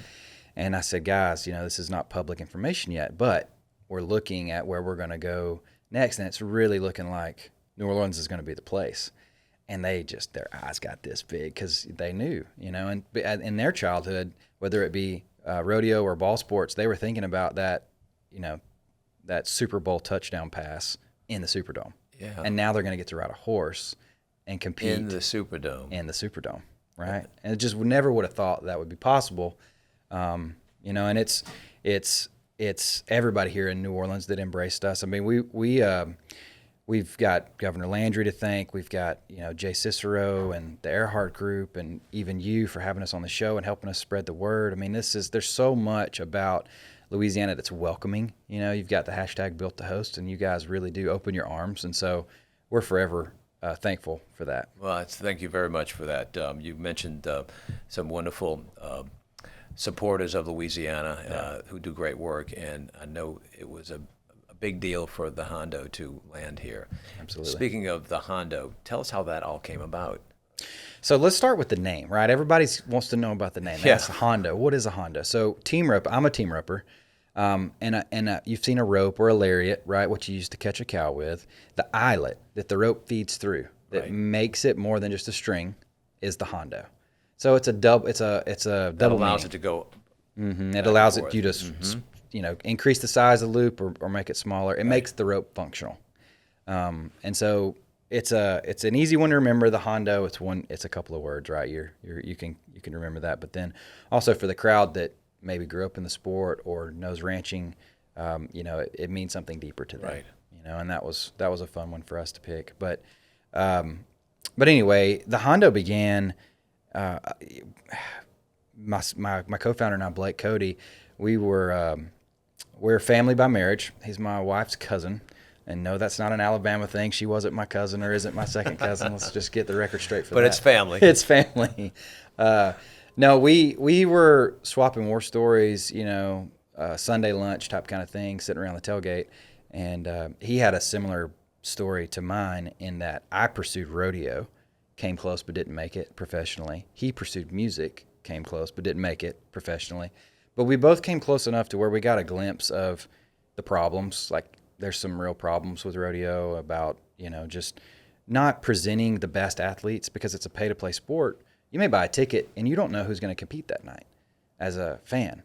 If you buy a Saints ticket, because there's injury reports and there's exemptions, right? There's things that can happen. But for the most part, who's starting for the Saints or the Pelicans. And rodeo needed that. And so what we're building today is an invitational where we just handpick the best. And so it's period, full stop, the best in the world. And we put up $1 million purse. But long term, what I'm trying to do is create a scenario where rodeo has that elite level perception, and fans have an opportunity to see these athletes compete over and over again, and then can build a relationship with them as a fan. Follow a specific Exactly. performer. And is it technically right to call them performers? What are they? We call them athletes. Athletes, just like any other sport. And they are training every day, training their horses, training their own body and physique, mentally preparing for these moments. And it's a family event. Yes. I mean, all ages. Yeah, that was a big one. I have twin little girls that are 4, about to be 5. We've got number 3 on the way, and it's important for us. Cord McCoy's a father. He's helped start this. Brad Hughes has got his own littles, but even Mark Shukin, he's a twin dad as well. So, but the point I'm trying to make is that it's so important for us to create an opportunity for families to build memories. Very good. Right? Kids, the youth of our nation need a call to adventure, and from my perspective, I like to see that be more and more outside with how much screen time we have and all of these things that keep us excluded from others and kind of walled off. This is something that brings everybody together, right? And it doesn't matter, your context, where you come from, who you voted for. None of that matters, because you've got the sport and you've got music, and both of those things transcend all those barriers, right? And it creates an opportunity for fathers and and children and mothers and children, and them to build real memories. Right. You know. So many of us have been inside Caesars Superdome. What will it look like with the event itself? What So happens? imagine one end zone. You've got a massive stage, right? This is like I don't know, like you're not gonna end zone to end zone, or excuse me, one side of the end zone to the other, right? Wall to wall know stage, that well, yes. right? Massive stage. It comes up from the back of the end zone all the way to about the 30. Okay. Right, with all of the rigging and the trusses and everything, and then the other end is the arena. So we're going to go side to side on that, also coming out to about the 30, right? And then in between, you've got a little bit of floor space that we sell a floor pass upgrade, right? So just imagine the football field. You've got the stage on one side, you've got the arena on the other, and then we on the stage side of the arena, we build out suites. We call them floor boxes, but basically it's built into the perimeter. So you better keep your hand on top of your drink. You know, you may catch a dirt clod or something else that we don't want in our drink, but you may wind up being on a steer or something. You might. But how exciting to be on the floor and on one side watching the music, on the other side seeing the best of the best. Yeah, you're front row for the concert, you're front row for the rodeo. You know, you're literally right over the fence. And then plaza seating as well. All the way in the lower bowl. Yes, sir. Yeah. So just imagine, you know, really there is no bad seat. And the seats behind the stage, we killed those. We don't even put those on sale. But, you know, anywhere around, you've got bull riding that's going to happen on one end of the arena. You've got barrel racing that's going to enter from the other. And then all of the other events kind of happen in the in-between. So there is no bad seat. Yeah, now you mentioned the professionals that'll be there. You're inviting the best of the best. Are they currently on circuit? Where are they performing now? Where are they? Yes, great question. Now? They're competing in the PRCA, which is the oldest sanctioning body of rodeo. They've been, you know, involved in rodeo and overseeing, organizing, establishing rules and structure for a very long time. And then there's the PBR, which is just bull riding. And it's an interesting element that we've created because most cases you can't see both athletes compete at the same place. It's a PRCA event or it's a PBR event.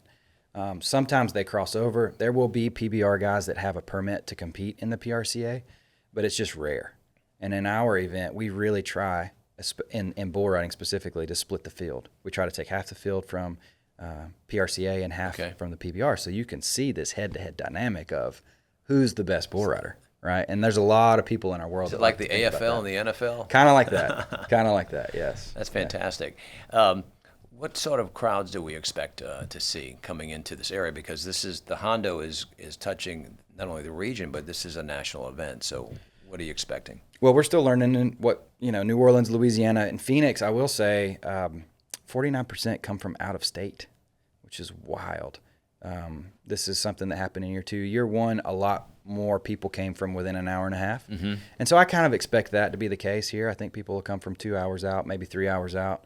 I live now in Eufaula, Alabama, and so, you know, that's the eastern side of the state. Right. But people from the Panhandle and even as far east as, you know, the Georgia state line, they come to New Orleans on a whim, you know. And so I think that, as we continue to get word out and people understand what this is, we could draw from 6-7 hours away. Yeah, I know that's one of the reasons I know Governor Landry, along with Jay Cicero and the Sports Foundation, and Walt Leger with New Orleans and Company, have all seen this as a really important element of our yearly calendar.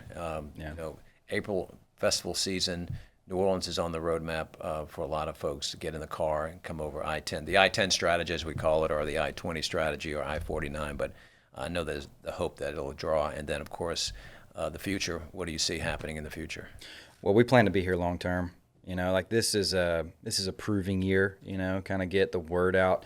In Phoenix, you know, at first year, it took people sampling it to see what this is, because we like to say that this is the World Series. And actually, Derek Hall, the CEO of the Arizona Diamondbacks, coined this phrase in one of his early interviews.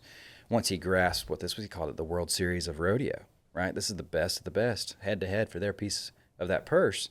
And you know, you say that, but people think rodeo, you know, a couple thousand people. Right. It's outside of town.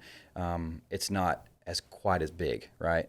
And so I would encourage people to go to our social media and look at the content from Phoenix. Look at how epic some of these rides and performances are, because it quite literally is the Super Bowl of rodeo. And so, like I say, this year we're planting our flag. But the hope is that long term, we're back in April. Maybe it slides up a week or back a week, depending on, the calendar.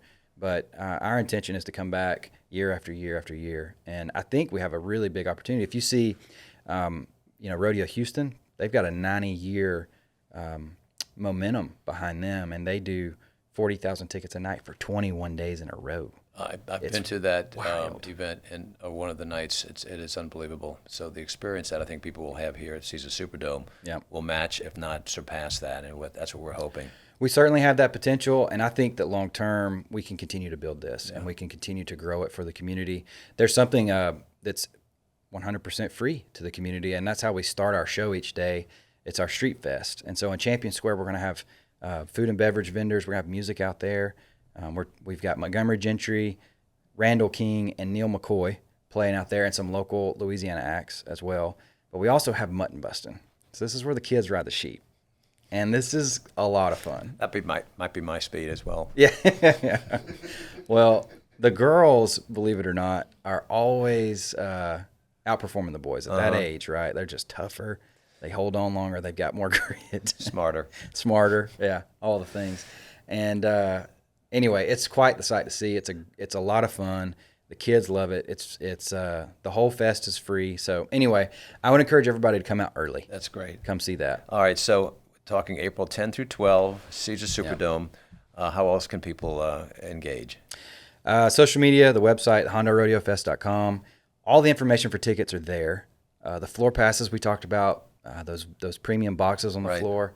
You can actually buy individual tickets for the boxes. Say you and your spouse would like to come and take in that type of premium experience. We can do that. There's all the information about athletes if you want to read up on their stories and understand who's actually competing in the dirt, so you know something about what they've won in the past, or maybe they're from Louisiana. There's a handful of athletes. This is a fun stat. I failed to mention this earlier, but there's more Louisiana world champions than in the state of Louisiana, or excuse me, the state of Wyoming. Wow. Isn't that wild? You wouldn't have thought that. No. Fantastic. Yeah. So I would just encourage everybody, especially those athletes that are from Louisiana, they're coming to compete on their home turf, living out a childhood dream. They want to hear you cheering for them. So let's know who they are, and I would encourage everyone to read up on those athletes. Great. Well, James, we look forward to having you back to talk about the success of the Hondo. And thank you for being with us, and we look forward to being in the Caesars Superdome. Well, thank you, Mark. I appreciate it very much. Sir. Move the chains.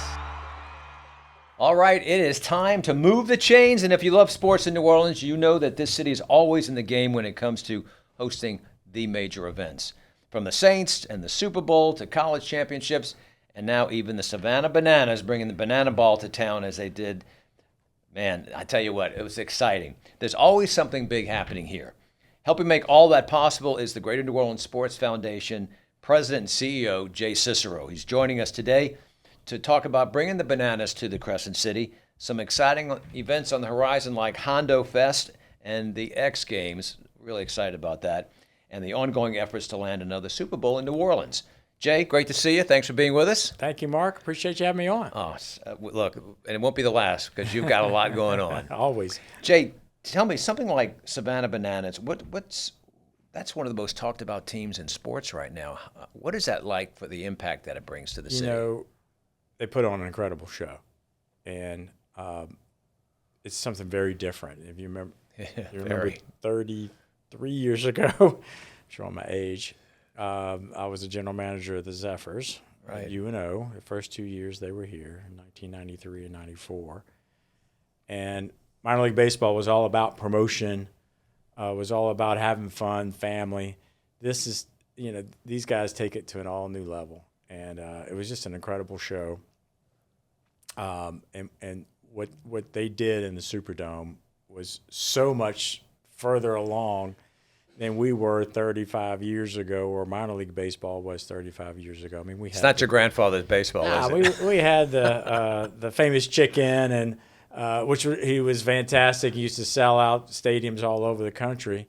Dynamite Lady who would blow herself up at second base. Morgana the Kissing Bandit. We won't say everything that she did. But that's right. It was some great promotions every night, family oriented, and we would we would really have a lot of fun with it. But the Savannah Bananas have taken it to an all new level, shortening the game to 2 hours, making it all about the fans, all about the entertainment, and some fun baseball. Yeah. So it was really cool. It's great too. Josh Richardson, who was involved with the Saints and the Pelicans for many years, is now with the crew there, and it's great to know that we've got a kind of a New Orleans guy in there as well, helping them along the way. Absolutely. And so our role was to work with Legends Global. They do everything inside the dome. We're handling everything outside of the dome. It's a pretty light lift for us overall. They're doing the majority of stuff they're doing inside the dome. And tickets went pretty quickly, didn't they? Tickets are amazing. The demand for those tickets is through the roof, and this lottery system that they have, and trying to keep the secondary market in control by keeping tickets at a lower price for families is pretty special. Do you think we'll get them back? I think so. There's no reason for them not to come back. Well, speaking of bringing exciting things to New Orleans, as y'all seem to do on a regular basis, talk about Hondo Fest. That's coming up. The Hondo Rodeo Fest, our first foray into rodeo, and look, we couldn't be partnered with better people. The folks from James Trawick on down, their president and CEO, they are just a quality group of folks. Yeah. Look, I got to give credit where the credit's due. Governor Landry and his passion for rodeo is the reason why the Hondo Rodeo Fest is here and will be here April 10th through 12th at the Caesars Superdome.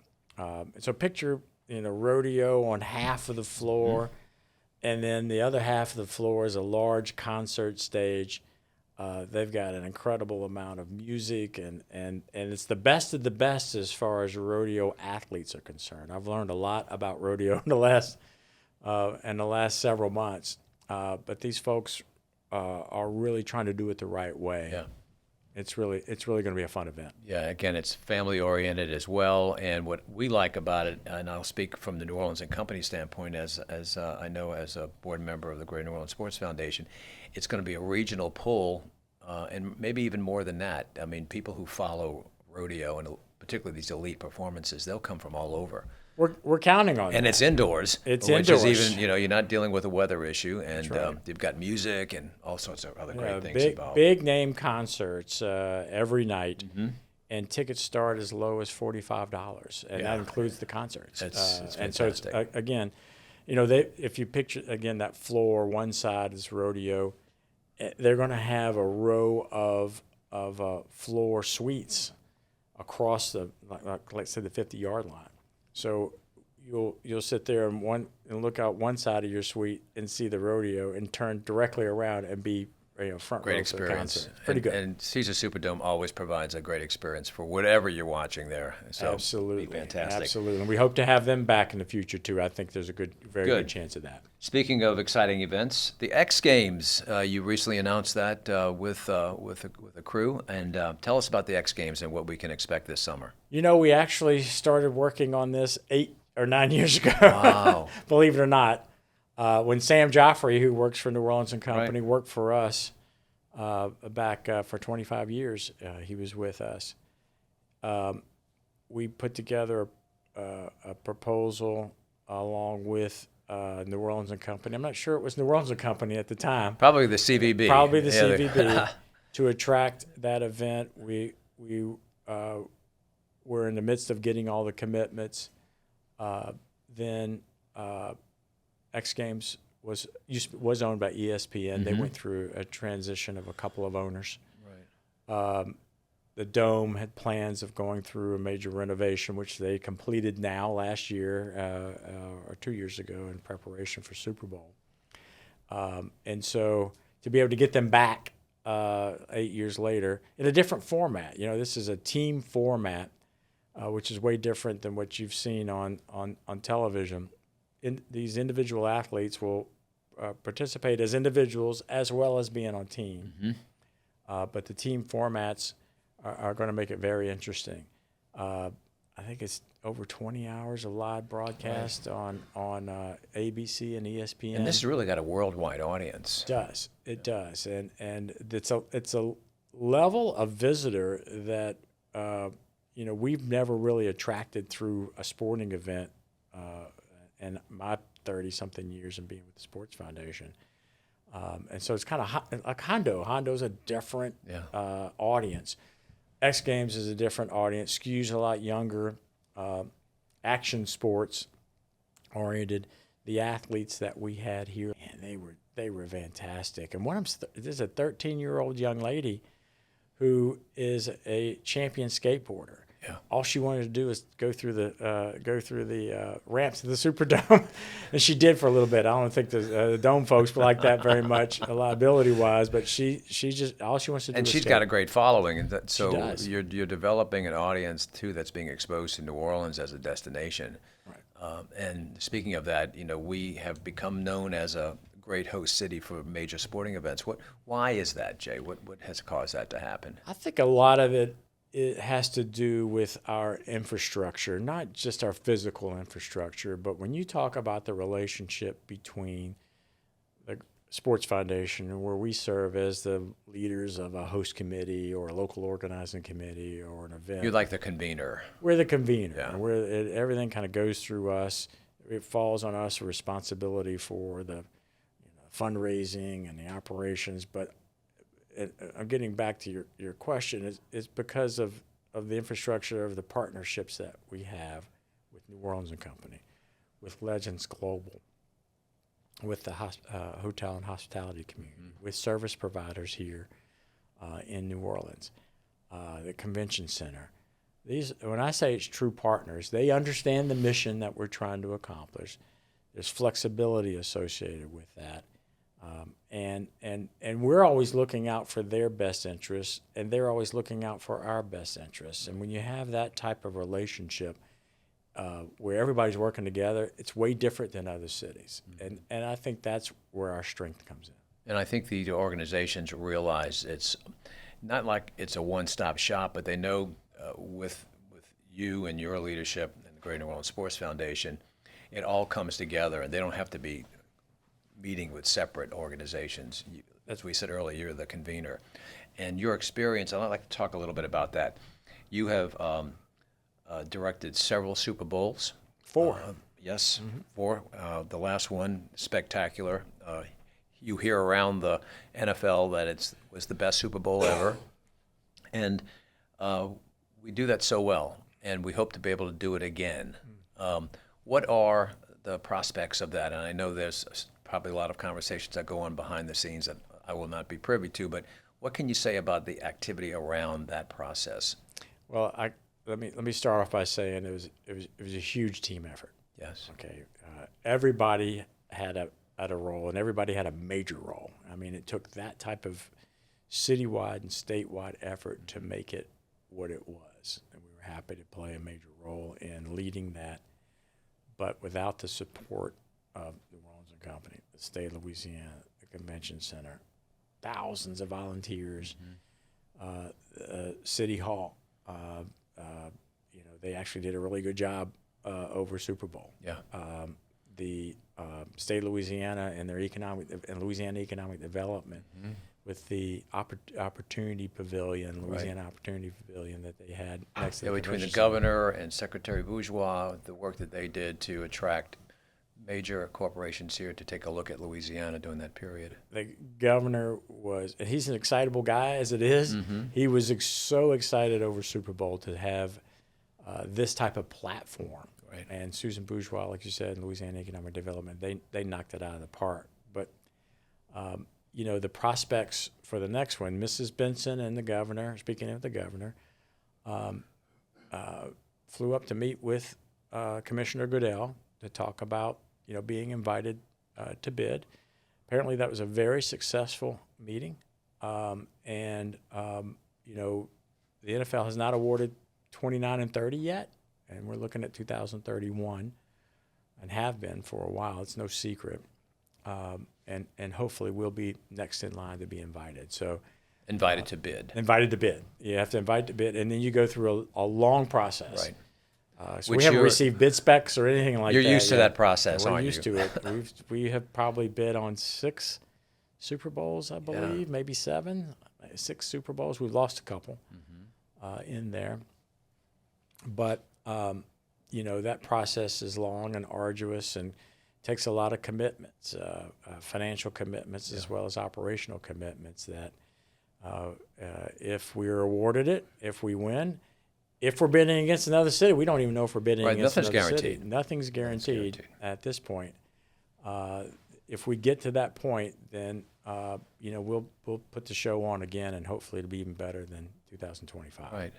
How exciting is this moment in sports in New Orleans? Have you ever seen something so coming together as it's coming together now? It's always been somewhat exciting, but now the diversity of what we are working on and the amount of events that that not only the Sports Foundation but other organizations, we certainly couldn't manage every sporting event that's out there. Yeah. But hopefully we've been able to influence or inspire organizations to bring other events to New Orleans and bring events, whether or not it's a soccer event that's associated with the soccer clubs here, a pickleball event or tennis events or whatever it might be, to grow the pie for New Orleans to attract more events or to host more events, sporting events is really part of the secondary effort of organizations like Sports Foundation and New Orleans and Company.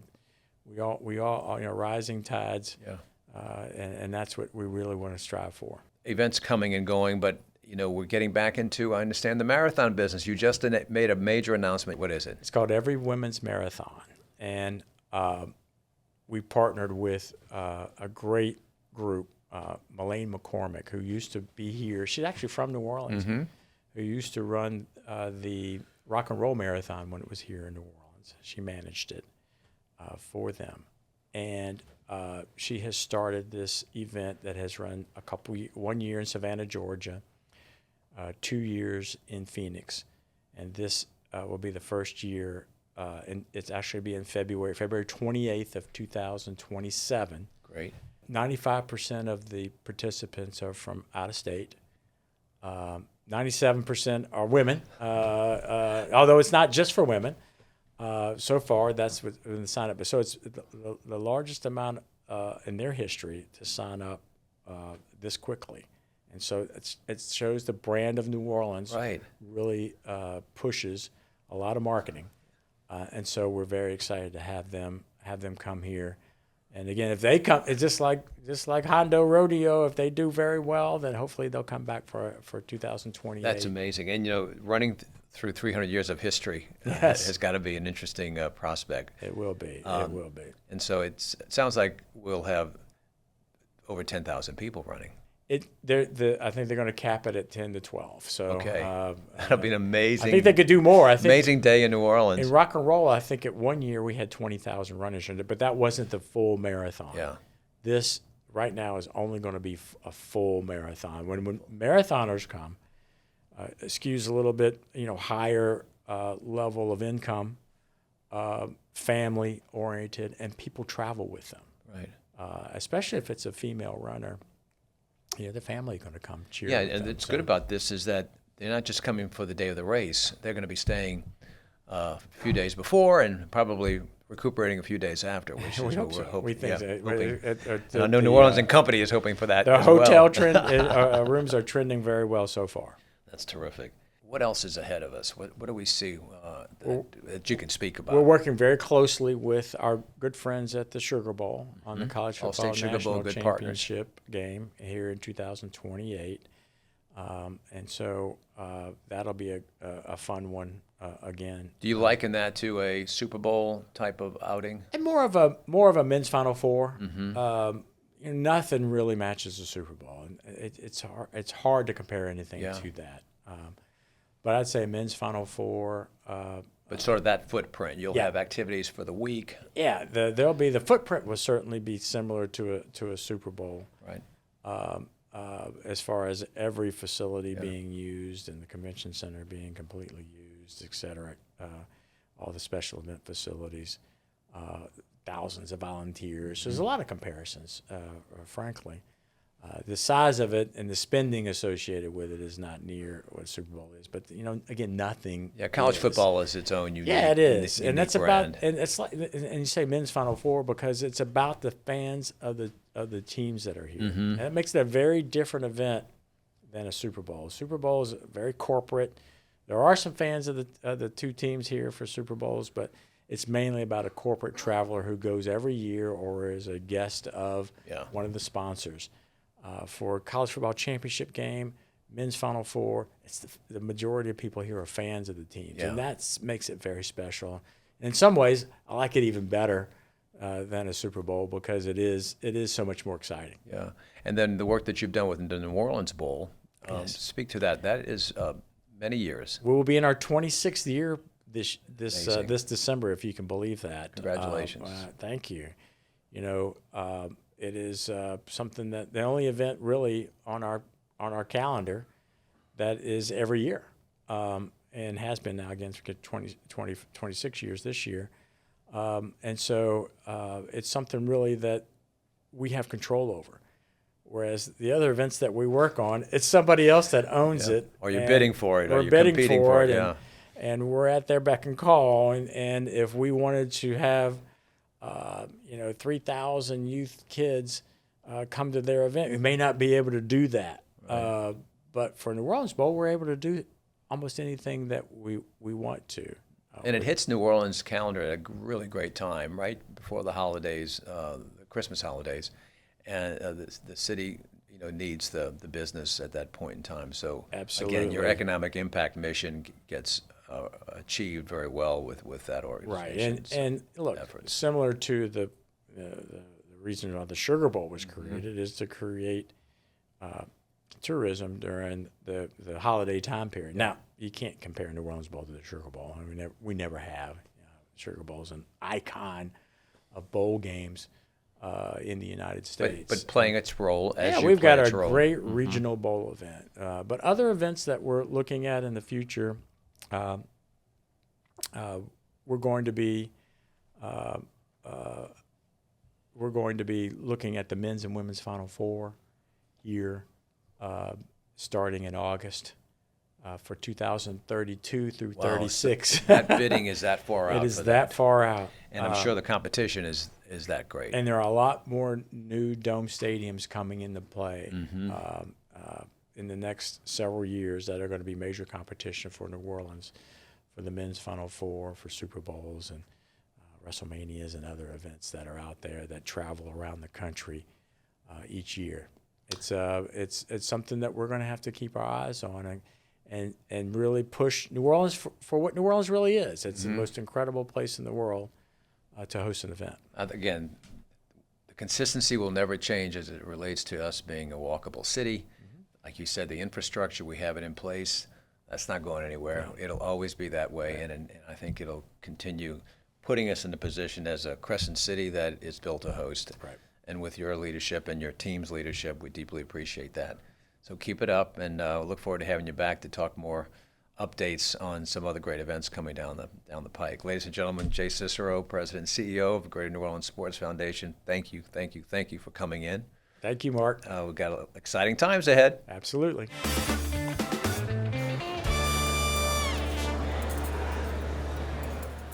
New Orleans knows how to throw a festival, but every now and then one comes along that's a little bit bigger than just a party.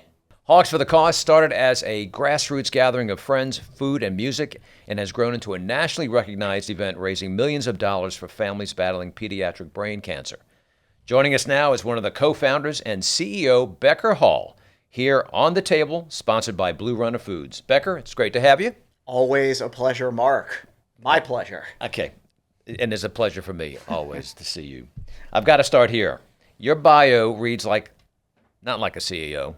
It reads more like a man who wants to hang out with people in a backyard cookout.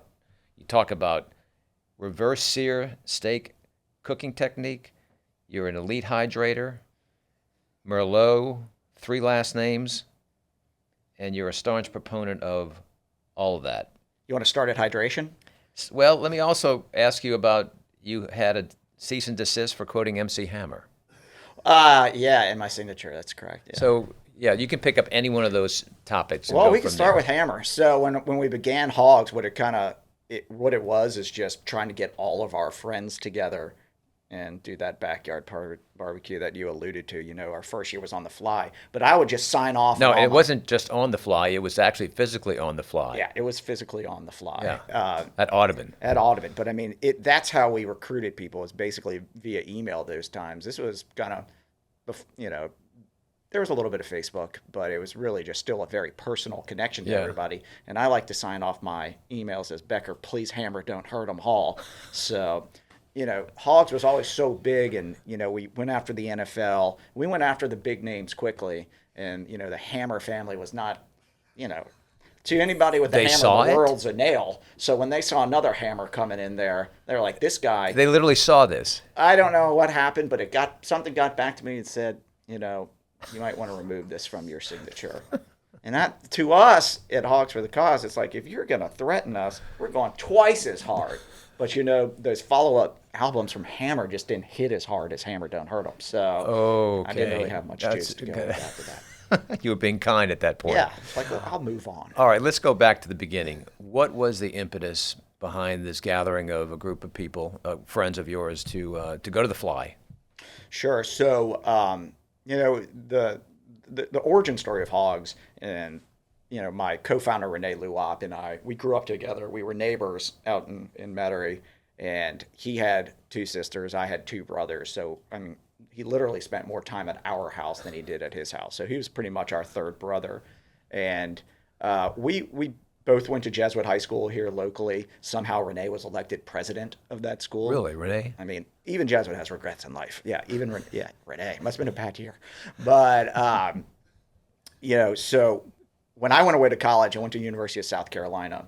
And we were enduring the longest losing streak in the country under Lou Holtz. Rest in peace, Lou. At 0-21, but we were selling out every single football game still, because there was a great, and still to this day, a really great tailgate scene at South Carolina. And they smoke whole hogs before every football game is what we did. And it's kind of neat, but really for somebody like me, it was, wow, I get to start partying 36 hours in advance up to game day. And you were bringing the party from New Orleans. Yeah, you give me a head start on a party, that's all I need. So when we both graduated our schools and came back to New Orleans, and it was an interesting time. I don't want to age myself, but it was the early 2000s, and we're in New Orleans, which is arguably the greatest food city in the country, arguably the world. But we had 0 barbecue. There was, you know, Bywater Barbecue, right. The Joint. There were no pig was pickings around. going on here. We have this amazing cochon de lait boucherie tradition in Southwest Louisiana, but it kind of stops the closer you get to New Orleans. And we, you know, I was working in finance, and he was an attorney, but he was also writing a food blog at the time, and I don't know if you remember it, called blackenedout.com, which is a play on redfish and partying. So he had a really devoted audience. Like, I think his website was the #1 website in all of New Orleans for this 25-year-old kid, him and Peter. And through that, they were getting, you know, hits of what's going on in the food community in New Orleans around that. And we had already planned to do this pig roast just because we thought it would be a neat concept. Kind of take the South Carolina feel back to New Orleans. Bring it down to New Orleans and see, you know, if anybody would enjoy it. But then he got, you know, an email about a sous chef in New Orleans who had a child with an inoperable brain tumor. That person, the parent, had happened to go to our high school as well, had grown up around us as well. And we said, you know what, we got to try to use this barbecue we're doing to raise some money for this family. And so we just went after it and named it Hogs for the Cause, got a 501c3, and we named it that because we were like, oh, we'll change the cause every year if this is successful. Right. So, you know, and we actually toyed with the name of Pigtails because we were going to do crawfish and barbecue. But they were like, no, we got to be purist. We're going really just full bore. You know, all we are puns. So, at that time, food was getting so elevated, and chefs were rock stars, and we were like, what's the most versatile protein out there? It really is the pig. So let's just dedicate this event to solely the pig. So back to the child, though, he wasn't able to make the event. He was on a Disney, Make-A-Wish cruise at the time. And we were able to meet him after the event. And we walked into the meeting after the Hogs, where we had 200 friends, passed around a hat, cooked a pig to what is now FDA probably accepted, but back then it didn't. Here we are on the fly. It's windy. We're in the back of a Ryder truck. We're lighting charcoal starters in the back of a truck. Like, we're either bad things are going to happen, but it's going to be newsworthy. I can tell you that. And Donald Link had donated our first pig to us, and it was this long caterpillar pig because it had taken out the vertebrae, and they sewed it back up. And we didn't even know how to get it on the spit. It was a disaster, which is why we have a competition now. We were like, we got to farm this out. But find the other experts. Yeah, this is not for us. But, we met that child after the event where we raised $7,500, which when you're in your mid-20s, you're like, wow, that's an incredible amount of money. And we're talking about the early 2000s. Early 2000s, just passing a hat, literally passing a hat around the yard. And, we didn't have any expectations when we met him. We didn't, neither of us were married or had children at the time. So we walked in there, and that child just saw something in us that he just wanted to entertain us. And he was just cracking these jokes and making us laugh the whole time. And this child was 8 years old, knew he had a terminal case of cancer, did not have long to live. And there was something in both of us that clicked immediately. It was so cathartic. We're going, this child is not going to live. He's not going to have the experiences that we had. And in that process, his family may be financially decimated. So they're going to lose their child. They're going to go into some really hard what they call financial toxicity now in the medical world. And it just didn't sit right with us. So here we are, the two of us who talk about our childhood and all the bad things we did nonstop to this day. And this child's not going to experience it. It didn't make sense. So we walked out of that meeting and said, we're going to build the biggest pediatric brain cancer charity. That's what the cause for Hogs will be. And we've done it, and we did it in that child's honor. And now it's grown so demonstratively that we're trying to build in the biggest pediatric cancer charity, period, in the country. Wow. And all on kind of the back of barbecue. Fantastic. That's going to be a movie one day. Oh, man. Hey, so it's not only grown into this great competition, as you say, you're bringing in others to show off, so to speak. It's become this great music festival. How did that come into play? And I understand you spend a lot of your time, too, dealing with the music side. Yeah, so, I'd also book bands in college, and, it was something that I enjoyed doing, and it was a lot of luck and a lot of good timing.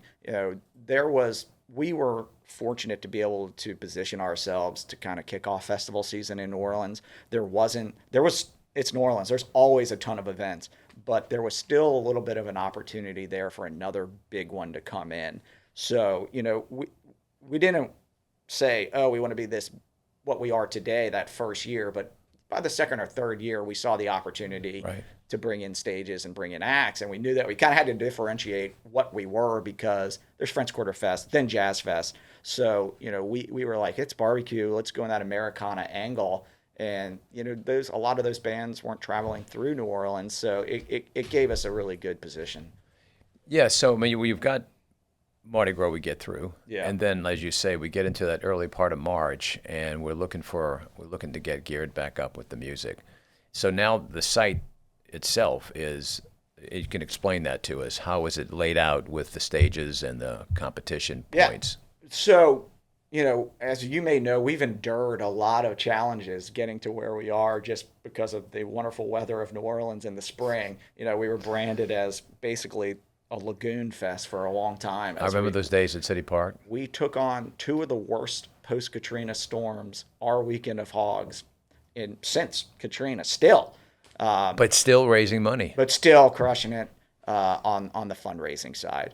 But now we're out at UNO, which is higher grounds and a wonderful spot for us, and where we take up about close to 40 acres. That's the East Campus of the University of New Orleans, soon to be LSU New Orleans. Correct, where the Pope spoke as well. That's right. So, I think that the Pope and us being there are probably two of the most, widely regarded events in, Catholic history. Potentially. That's my quote. Some others may disagree. But also, we got a head start because Lollapalooza in New Orleans was there too. And we were able to kind of study their logistics and what they did with that festival in that same space. And that was helpful. We probably took typical Hogs fashion, looked at it and did the complete opposite of what was probably the right thing to do. But we've built it into what it is, and in the teams within Hogs are the real rock stars that really, make that festival what it is. What we kind of say is, like tech, it's open sourced. They are the ones that it's a festival for the people by the people. They're what make that. Yeah, talk to us about the teams that you see. Some of the highlights. I know you can't name them all because somebody's going to be upset you didn't name them. It's like your favorite children, but some of the. Well, I only have one child. Some of the greatest names of these teams. Yeah, and it's like we said, there's just so many pork puns out there and porcine jokes and riddles. But pork chopatulas, obviously, that's a great one on a New Orleans level. There's Piglet, there's some racier names that we don't need to discuss, but it's kind of, if you're a first timer and you go to Hogs, it is a sensory overload. Mm-hmm. You walk into the yard and you just see these double-decker, triple-decker tents, and you're like, where did these this Taj come Mahals, from? Literally, people set up and you think this has got to be permanent. No, it's just temporary for a few days. It's temporary. It's weeks of building up. It's a whole year of fundraising, and then they bring it down literally the day after Hogs, and you're like, what is this? They start planning for next year. It's like a Mardi Gras parade, right? You see the floats one time, and then they start again. Yeah, it gets in you. You're ready. You're like, the interesting thing is when you have, now we do have one all-female team, Sweet Swine of Mine, but other than that. Sweet Swine of Mine. Sweet Swine of Mine. Mm-hmm. But there's 4,000 mostly men on these teams. And, they can be competitive, as you know. And if you see one team doing something, next year you're damn well sure the other team's going to be, I'm going to do that better. Yeah. Back to South Carolina, for those tailgates, everybody used to go and try to get the biggest bamboo pole to hang your flag on. Mm-hmm. That was it. And that's how I still go back and go, man, this is just nothing but. It's no different. Everybody's just trying to build the biggest bamboo pole out there. So, tell me the impact that you're having on these families now, which is tremendous. But you've also established a number of partnerships, and I know through the Children's Hospital, Manning's Family Children's, right? Correct. So, what we do is pediatric brain cancer is the number one. It's a leading terminal cancer in children. It outpaces leukemia. There's been a lot of strides and advances in leukemia that makes for better outcomes for those patients. But unfortunately, that success isn't carried over to pediatric brain just yet. So we work with every single children's hospital in the country. And we get just about every single child who's in financial constraints. And we issue some of the largest cash grants to those families in the country. We try not to put a Band-Aid. We want to make a real difference and impact for that family. And then we also, because the fundraising has gotten so strong, it puts us in a position where, to your point on Manning Family Children's, we're able to build and do bigger projects. So at Children's Hospital in New Orleans, or Manning, still getting used to that, we have the Hogs House. And what the Hogs House is, and we're under construction of our third one. We have one in St. Petersburg, Florida, going up. It's family housing. Right. So it allows for any child of any diagnoses, not just brain cancer, to have a free place to stay on hospital campus while their child is getting treatment.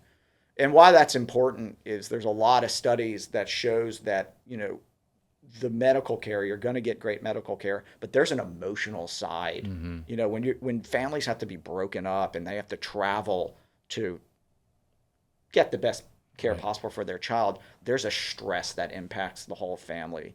And that's just as critical as the care they're receiving. So these Hogs houses, they save families something like $2 to $3 million a year. We've had a family as far as Uganda stay for 6 weeks while they received a heart transplant. So we have one of those in New Orleans. We have one at Our Lady of the Lake in Baton Rouge, and another one in St. Pete. But we also build state-of-the-art HEMONC centers, which are hematology oncology units in hospitals around the country. For instance, we have a 23,000 square foot one that's being built in Mississippi, Jackson right now. Only children's hospital there is Children's of Mississippi. Great thing about that is, yes, it gets all the pediatric cancer kids, but Mississippi also has the #1 sickle cell population in the country. And what we're building it's also hematology, which is sickle cell. So helping just so many different kids through this one event. Wow. Say this is going to be the first time somebody comes out to Hogs for a Cause. What will they experience, and how do you navigate it? Yeah, it depends on what you're looking for. Like, I think that we internally think of it as a food festival first. So on Friday night, it's bacon night and wing night. There's 2 tons of bacon out in the yard on Friday, and a lot of wings too. Sponsored by Tabasco. But they're cooking. They start preparing. Yeah, so on Thursday. Some start Thursday, most of them start Friday. So barbecue traditionally, because there's whole hog and pork butt and ribs, you need 12 to 24 hours to kind of get those done. So Friday night had to be kind of a quicker cook. So that's why we introduced bacon night and weekend, because you don't need to smoke it all night to have it ready. And then Saturday is where it's just kind of full on barbecue with all your traditional stuff out there. But there is everything possible in that yard that you can. If you're not a pork fan, there's brisket. There's just everything. If you're vegan or vegetarian, there's beer. So there's something for everybody. Becker, you're the best. So there's music as well, right? Who's out there this year? We had another thing is we don't have these huge, massive. Can you be a regular guest at your? Yeah, I'll come on here anytime. You don't get me. We have 21 bands, and what we're known for is breaking big bands in the Americana space. We've had the Turnpike Troubadours, and we've had Camp's first festival show ever. Last year, Zach Top, who's now the biggest country star in the United States, because of Hogs for the Cause. Yeah, we have to work really hard to find these bands before they break because we can't afford them after. So Tyler Childers, we've done it with him.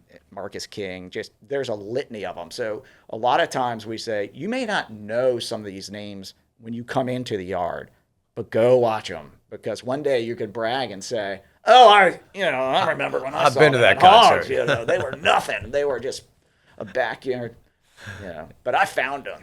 That's what I like to hear. That's great. So people looking to go out there, where can they find tickets? Well, we make it really, really difficult. So we have 2 websites. If you go to hogsforthecause.org, that's our charity website, but it'll ask you. You could go directly to hogsfest.org too. And that's where you purchase tickets. Obviously, you can always purchase at the gates, but we, save some money, get them in advance. And it's going to a great, great cause. Yeah, we're in year 18, so we can vote, and that's exciting. We can't rent cars, but we always operate this company like a startup, and we feel like there's so much left for us to do that we're still kind of just getting started, and we look in the mirror. And we don't see the same kids that we once were when we were 25. Yeah. But we're still ambitious for the cause and want to do a lot more. Well, I was going to ask you the long range plan that you have, but I think you're touching on it right now. You're reaching out across the country. You're impacting families all over the world.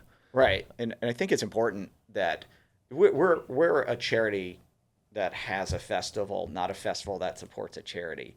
And one of the cool things is when somebody comes to Hogs, we get this all the time. They say, there is no other festival like this in the country. There simply isn't.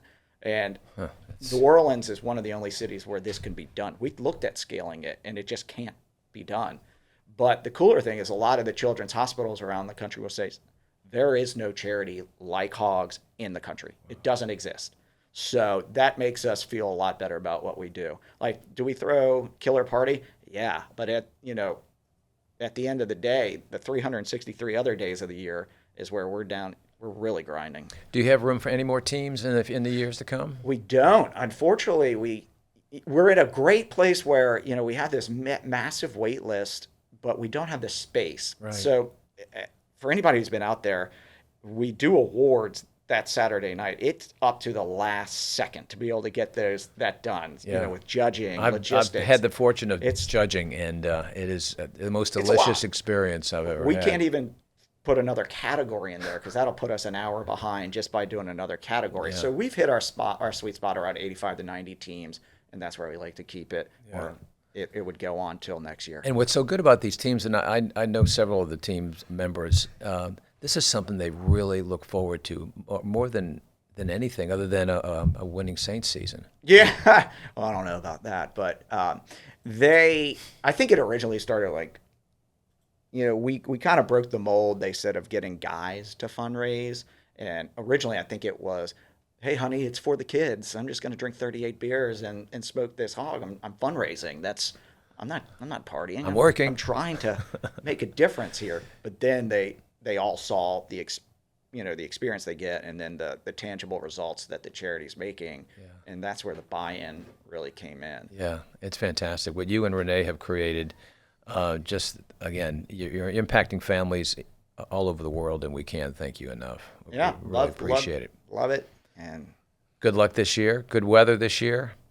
Knock on wood. Yeah, that's all. But you know what's good about it? Even if it's a crazy weekend weather, y'all are still raising millions of dollars. We'll still raise most. Quint Davis told me something interesting when we were young, and he was out there on our stage, and I think he was coming to see Dr. John played Hogs. He called it Dogs with a Pause. I remember. He's like, "Is this Dogs with a Pause?" We're like, "Yep." But Quint was like, the interesting thing about New Orleanians, they love the festival culture. When they wake up, they don't look down; they look up. So it doesn't really matter what your field looks like. They just want to be there. That's beautiful. Well, thanks for being here on The Table, which is sponsored by Blue Runner Foods, and we wish you all the best this year and all the years to come. Give our best to Renee. We'll see him out there. I'll give him something. I don't know if it'll be the best, but I'll give him something. Thank you. One more question. Sure. Explain the shirt. So, Hogs is gotten pretty well known for our merch game. We keep the merch game pretty tight. We're on the cutting edge of merch, and this is another angle that I like to do. I've got some great designers, and I'll say, I've got a theme. What can you do with this theme? And this is obviously, we call this Grateful Fed, which is pigs instead of dancing bears. That some band, I think. And where can we find that merch? That all is at the festival. And come on out to the festival. Yeah, you got to get at the fest. We sell everything out, and they're like, "Are you going to do reorders? Going to buy online?" The answer is no. You can only get at the festival. Becker, thank you, man. Thank you. Good luck.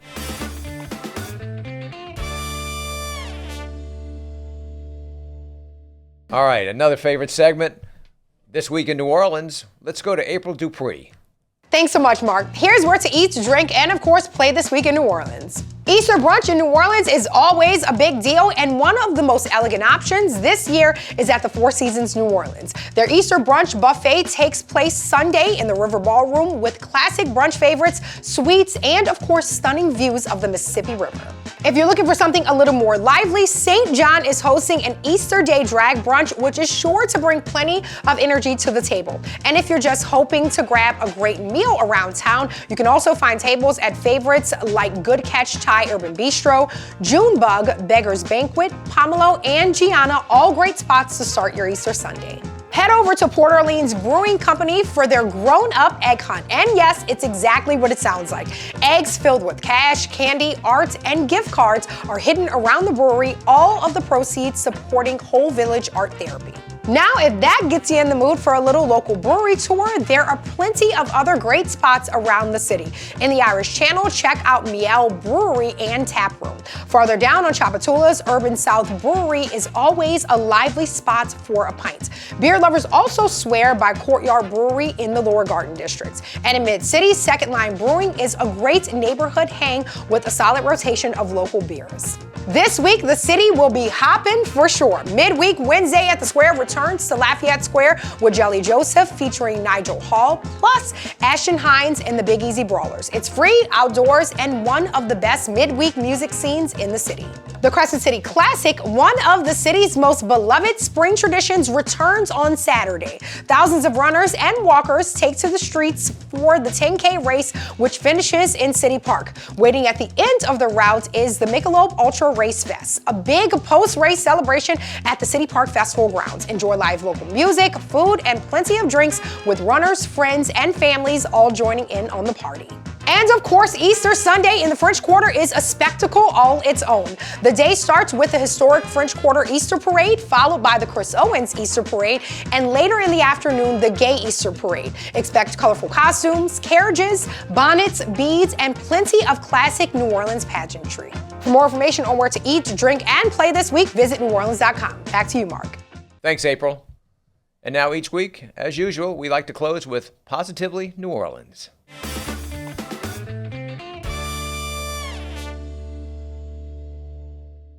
This is Holy Week, and in New Orleans, we have always been a city where faith is not just practice, it's lived, celebrated, and found in the very essence of our culture.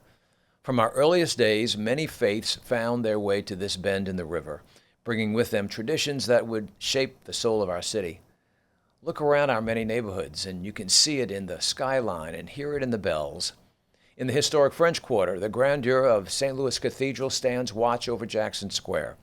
We see historic synagogues that have anchored Jewish life here for generations, and countless churches in every neighborhood where families have gathered for baptisms, weddings, and moments of solace. These houses of worship are more than beautiful buildings. They are living testaments to the resilience, to our community, and to hope.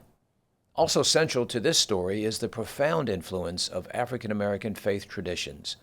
From the earliest days, enslaved and free people of color carried deep spiritual traditions that would shape the religious life of this city in powerful ways. The Black church became not only a place of worship, but also a cornerstone of community leadership and cultural expression. It gave rise to gospel music that would influence the sound of New Orleans itself, to traditions of preaching that stir both heart and soul, and to a spirit of perseverance and activism that has carried this city through its most difficult times. New Orleans has long been a place where the faith traditions enrich one another. Our celebrations, our music, our sense of compassion and service all reflect a deep spiritual heritage that transcends any one denomination. It's why second lines feel like processions, why gospel and jazz share the same roots, and why this city knows how to come together in times of both joy and hardship. And now we find ourselves in an extraordinary moment, one that connects our past to the world stage. Think about it. To have Pope Leo XIV, whose family roots trace back to New Orleans, is something truly remarkable. It is a reminder that this city, so rich in faith and tradition, has helped shape lives and values that reach far beyond our borders. That legacy is something we should be all proud of, because here in New Orleans, faith isn't confined to a Saturday or a Sunday morning or sacred spaces. It lives in our people, in our culture, and in our enduring belief in one another. And that, perhaps, is our greatest tradition of all. And that's Positively New Orleans. That's our show for this week. Thanks to our incredible guests and to all of you for watching and listening.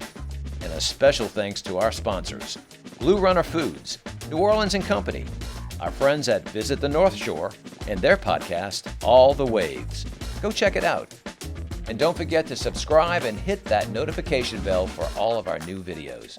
We'll see you next week.